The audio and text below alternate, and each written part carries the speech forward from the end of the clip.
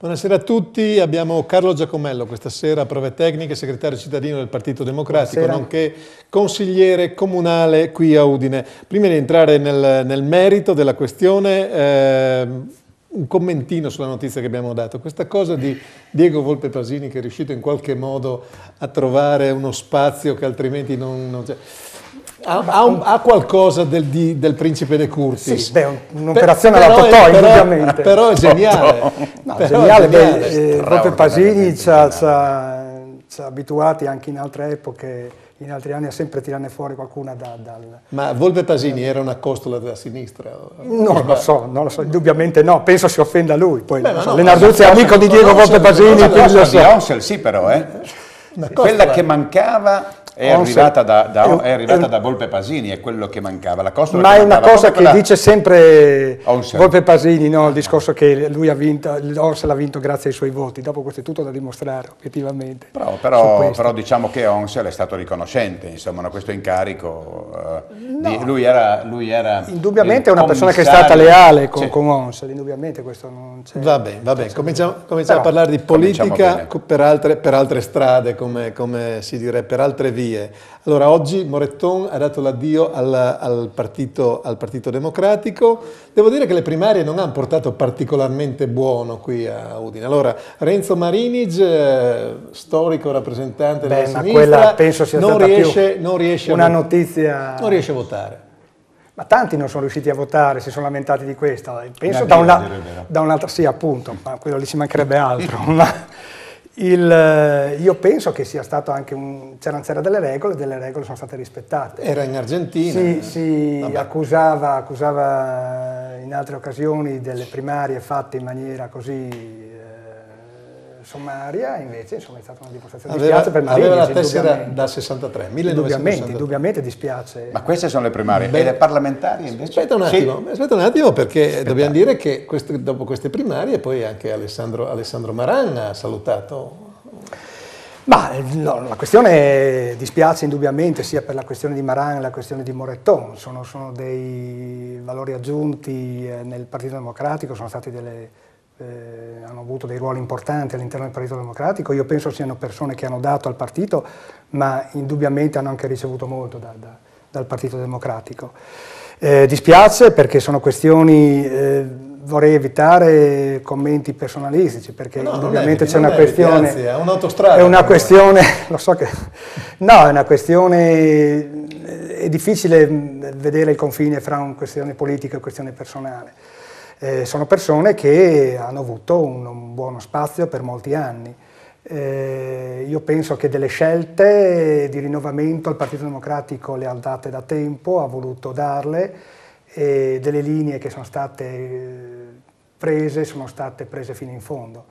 Io penso che quello che ci chiedevano anche gli elettori, i cittadini, queste qui porta a fare delle scelte. La politica non può essere sempre vincitore in politica. Renziano o Bersaniano, se ha ancora un senso fare questa distinzione? Non ha un senso, c'è un passaggio, è stato fatto un passaggio importante. Io volutamente da segretario cittadino ho voluto tenermi fuori da esprimere una preferenza per l'uno o per l'altro e continuo a mantenerla. Indubbiamente c'era uno spirito di rinnovamento che incarnava nella figura di Renzi, che con un 40% indubbiamente è un qualche cosa che non poteva non essere tenuto in considerazione. Le primarie successive hanno dato dimostrazione in tal senso. Io penso che si vada in questa linea. Non qua da noi però. Le primarie successive hanno dimostrato uno spirito di rinnovamento, c'è stato, insomma, figure... insomma, a Udine la figura Baiuti della non De poteva Monte partecipare. Rientra in questa necessità di rinnovamento. Perché Brandolin sì?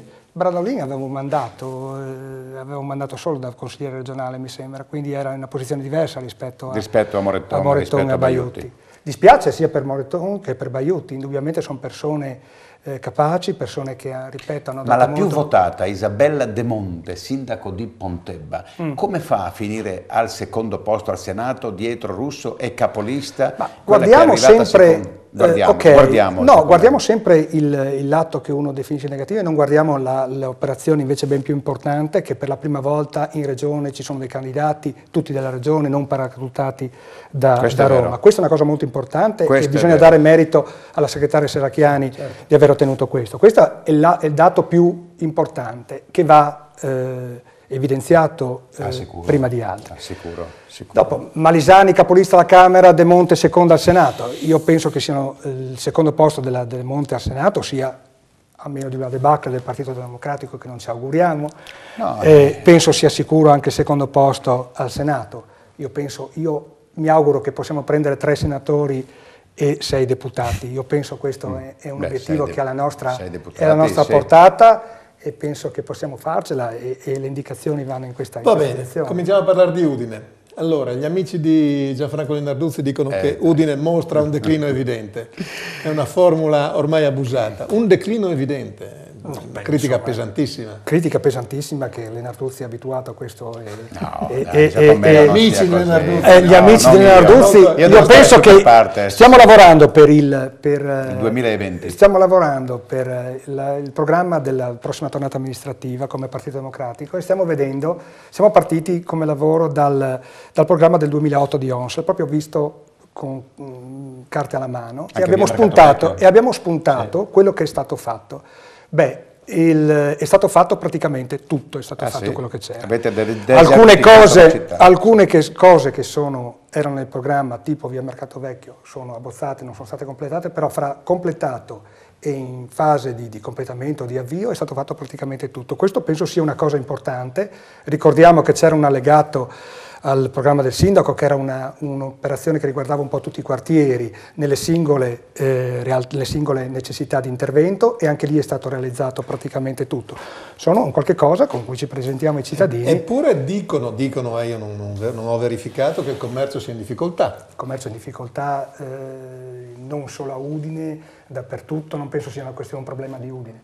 Dobbiamo un po' guardare in giro, e se guardiamo voi che fate questo mestiere, leggete penso altri giornali e penso che se leggete altre cose... Mal comune mezzo gallo. No, assolutamente. No. È un clima pesante, è un momento molto difficile che riguarda Udine, ma riguarda... Sono d'accordo con lei, Giacomello, però lei che è anche un buon imprenditore, e mi meraviglio che lei stia in un partito dove a farla da padrone... Me lo dicono in tanti, ma ogni volta che me lo dicono sono ancora più convinto del partito dove sono, guardando quello che c'è in giro. E tutto il resto è per finire alla grande con Fassina. Adesso? Rinaldini. Fassina. Va bene, Fassina. La galleria di Lenarduzzi. Questo è quello che passa al convento. No, dicevo lei, ma come si fa a chiudere cioè bisogna favorire il commercio, allora, in tutte le città, Lenarduzzi, favorirlo, cioè essere in tutte le città dove in tutte le città, dati alla mano, dove è stata fatta la scelta di chiudere il centro storico, ma noi guardiamo Udine, guardate Padova, guardate Padova, si fa chilometri a piedi per raggiungere il centro. Un conto è delle scelte che non sono più ormai tanto coraggiose. Si parlava 10 anni fa, sembrava una bestemmia quella di proporre il centro chiuso, adesso sono i commercianti stessi, o almeno una parte dei commercianti, quelli magari non amici di Lenarduzzi, che chiedono la chiusura del centro. In tutte le città che questo è stato fatto ha dato un impulso nuovo e diverso alla città.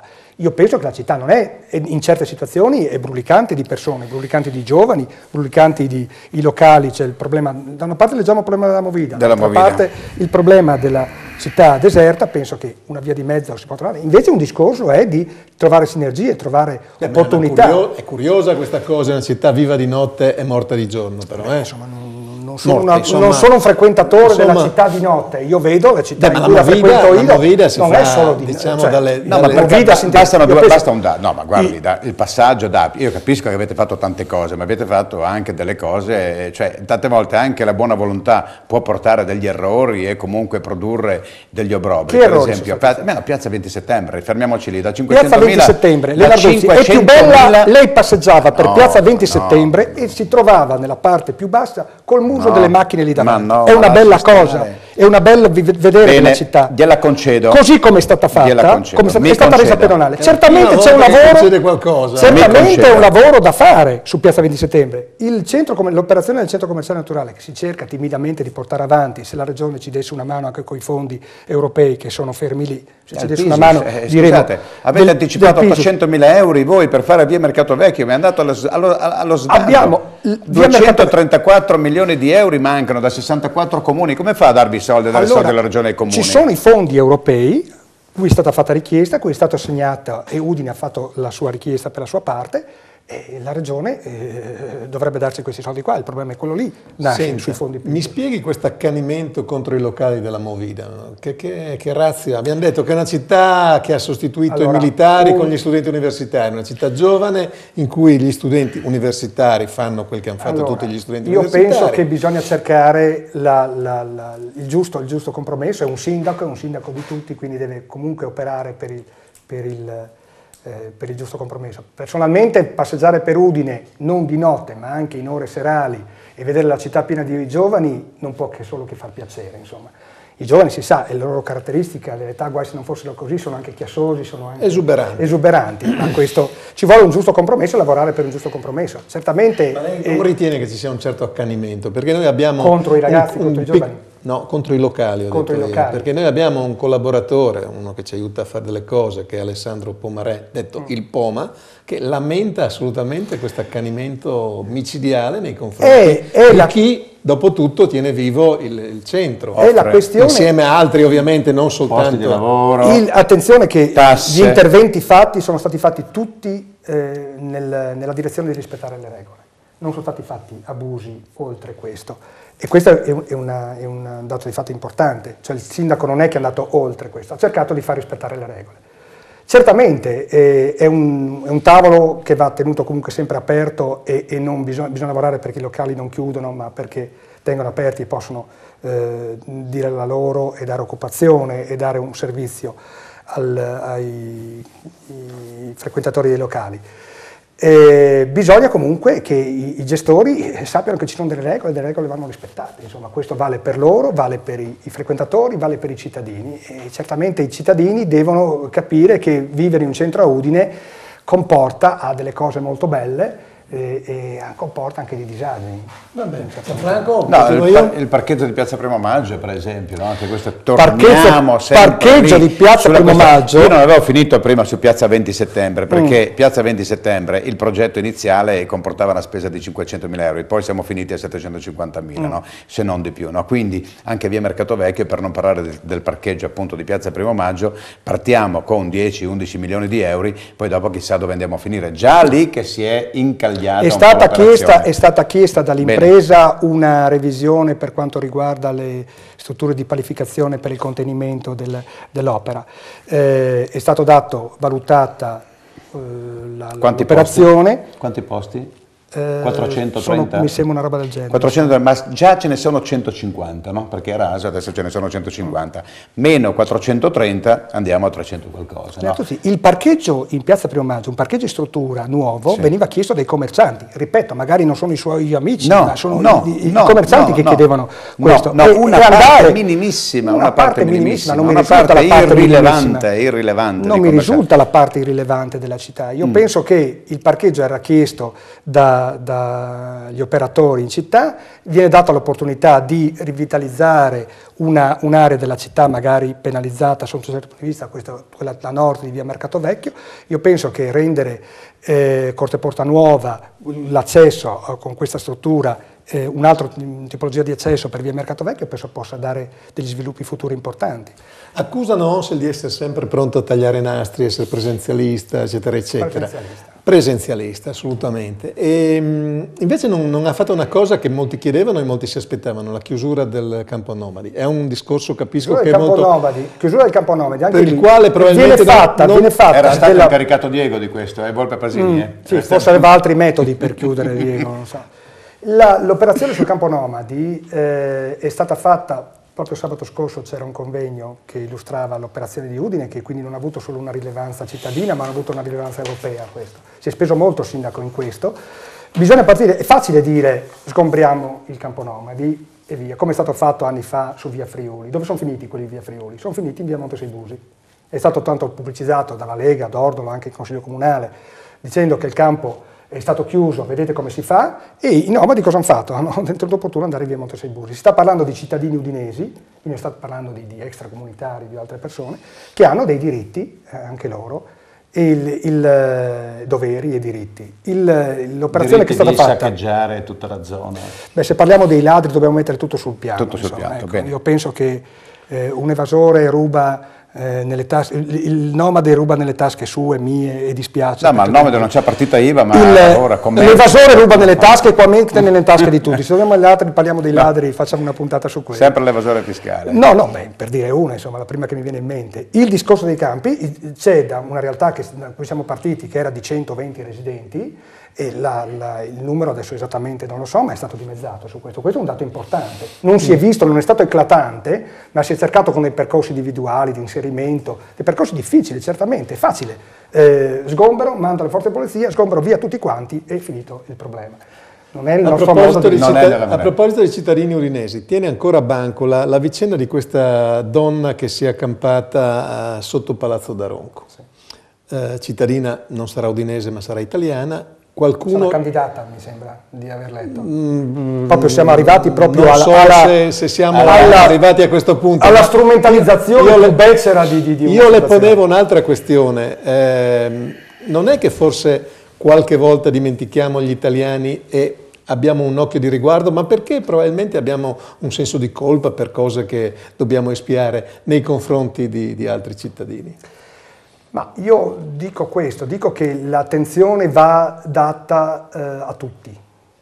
Se magari qualche volta si è data l'attenzione di essere la sensazione di essere più attenti a quelli da di fuori e meno a quelli di Udine, dispiace, o quelli italiani, dispiace, perché non deve esserci colore, non deve esserci razza, non deve esserci, di fronte alle necessità, alle difficoltà, bisogna cercare di andare incontro il più possibile a tutti quanti.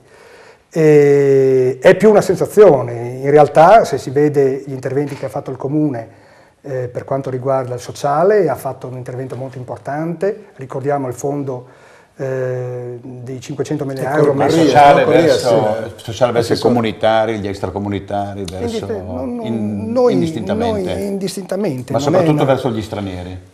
Verso chi chiede bisogno di aiuto, che ha bisogno di aiuto, insomma, sono stati aiutati anche molti italiani. No, perché vedo io gli stranieri al supermercato, perché si va spesso, no? Come lei sa quanto costa un litro di latte, non è per fare così demagogia o populismo, ma serve anche questo, perché i nostri tantissimi telespettatori ci chiedono. Io so cosa costa un litro di latte. Sì, no, ma dicevo, no, questi arrivano quei buoni del comune, no? Fagli un'altra domanda, quanto costa un chilo di pane? Quanto costa un chilo di pane? Ma sono diversi tipi. Il pane è la cosa più difficile. È difficile, no, perché si prepara. Da un euro, da 2 euro a... Un litro di latte che lei prende quanto costa? Può costare 1,19, 1,50, dipende da che uno... Informato? 1,60? Ci siamo. 1,60 no, ce n'è di meno. Senta invece, abbiamo parlato di persone in difficoltà. Se c'è una pecca, ma non so neanche come definirla, nell'amministrazione ONSL è questa commissione speciale sulla crisi economica.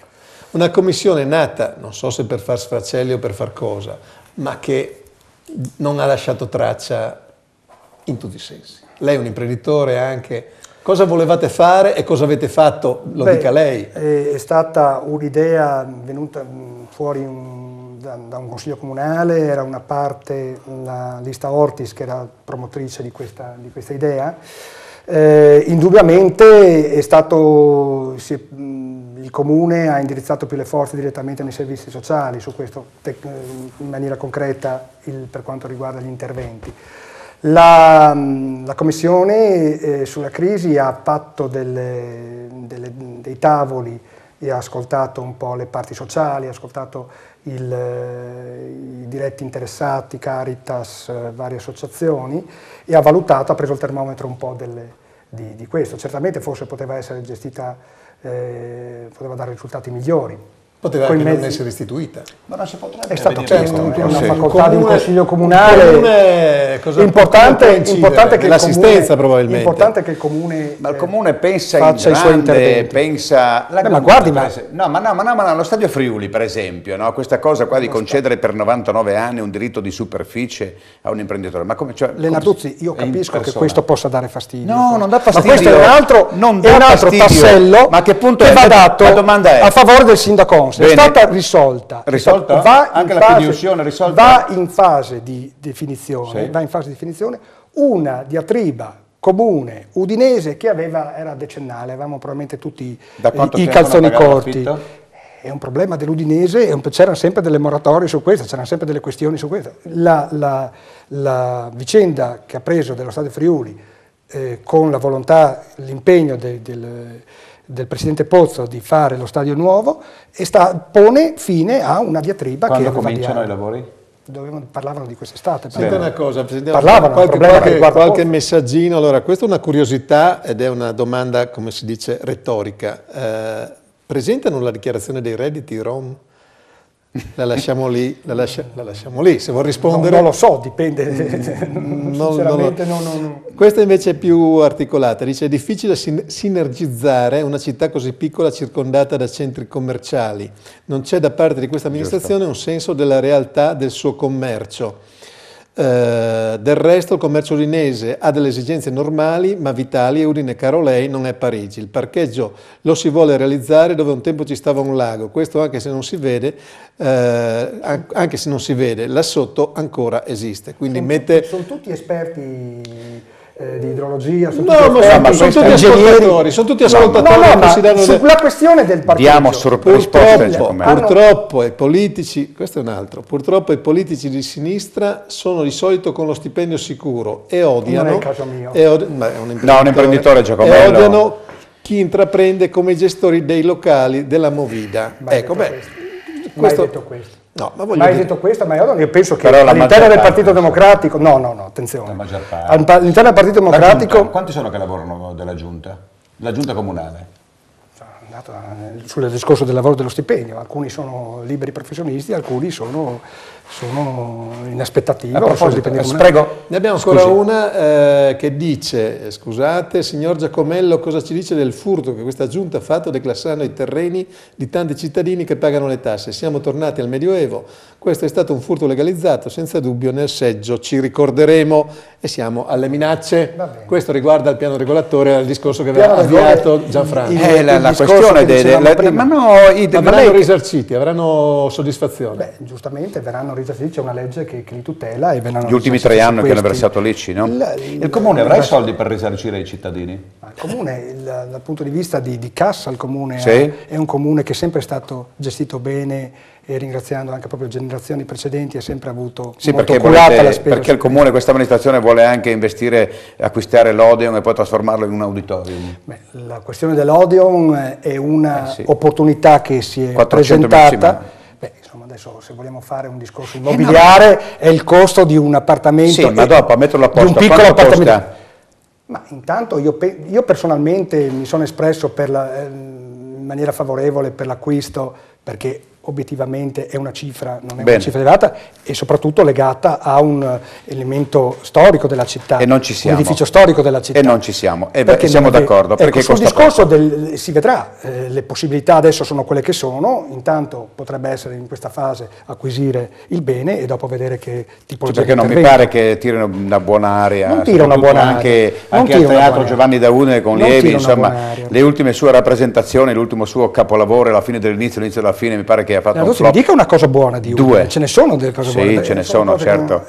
Ce ne sono. Ma le avete lei le cose buone. Invece stavamo parlando di denari e io mi sono appuntato vittimismo nei confronti della regione. Ma questa regione dà, aiuta, no, che rapporto avete? Non è il termine giusto. Cioè, purtroppo con la regione si è visto fin dall'inizio, spiace dirlo perché indubbiamente io ingenuamente al mio primo mandato da consigliere comunale credevo che ci fossero rapporti come?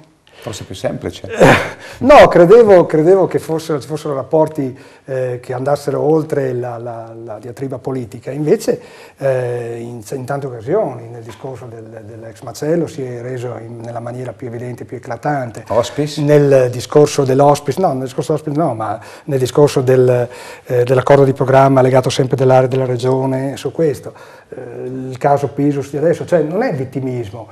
Ci sono situazioni che indubbiamente portano a pensare quello. Sul caso del Museo di Storia Naturale è stato eclatante, cioè in Consiglio Comunale è stato detto che quei soldi, chiaramente, il consigliere Dordolo ha detto che tanto quei soldi non li vedrete mai.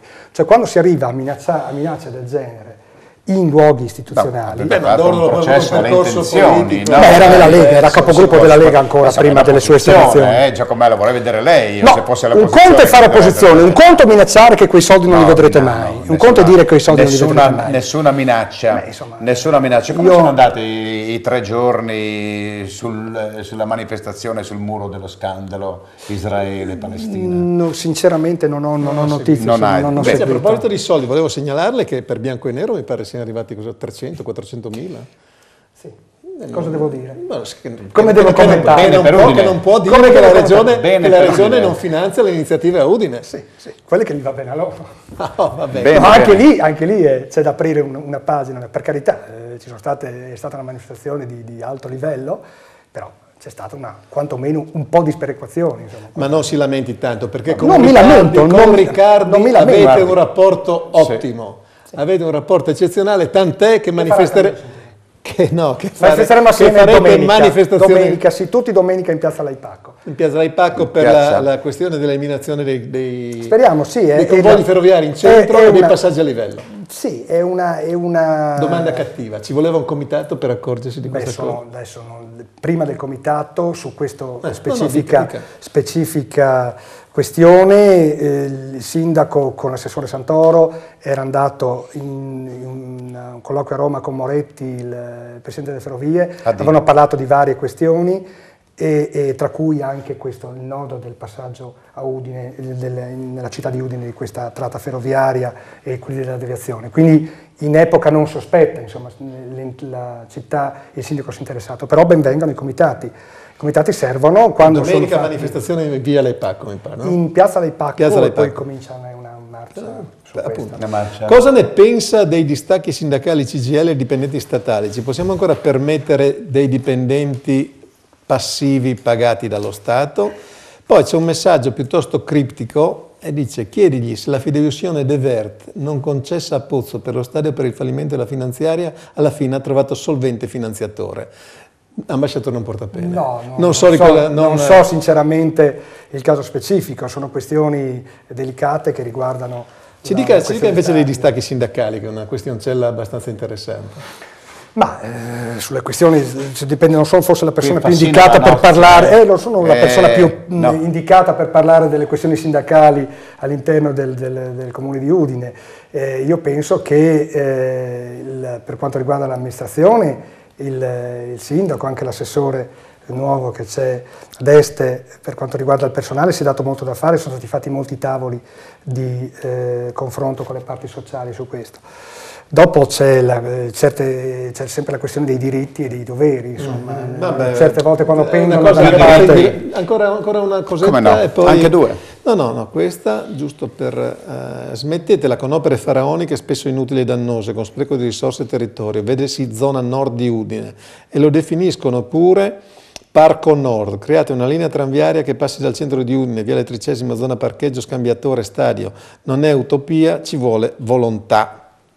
Nel piano urbano della mobilità, che è stato presentato quest'anno nel PUM, c'è una bellissima proiezione della città rivolta nel 2020, questi anni qua, di come una croce tranviaria che attraversa la città, sviluppando quella già esistente della Udine Cividale e un'ipotetica asse nord-sud, che potrebbe andare in questa direzione, insomma. Quindi ci sono le idee, ci sono i progetti. C'è un messaggino che adesso non leggo per intero perché è piuttosto lungo, ma dice una cosa abbastanza interessante, dice: appena detto che i Rom sono cittadini udinesi e non si sa se pagano le tasse. Se pagano le tasse. Ma io se pagano le tasse o meno non lo so, dipende dai redditi, se hanno redditi o meno.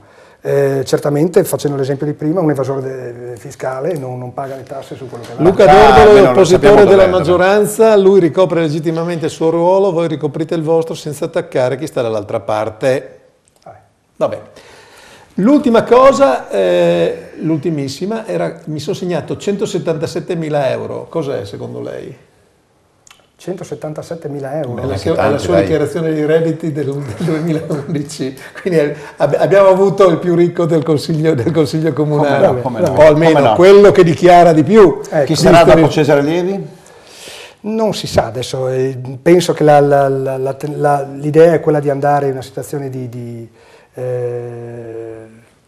stallo fino alle elezioni, una reggenza fino alle elezioni e dopo vedere che strada prende. Lei sa che 4-5 assessori se ne vanno per un motivo o per l'altro, quindi rimane una giunta sguarnita? Diciamo che 4-5 assessori vanno e uno sicuramente, mi auguro 2, vanno a Roma a fare i parlamentari.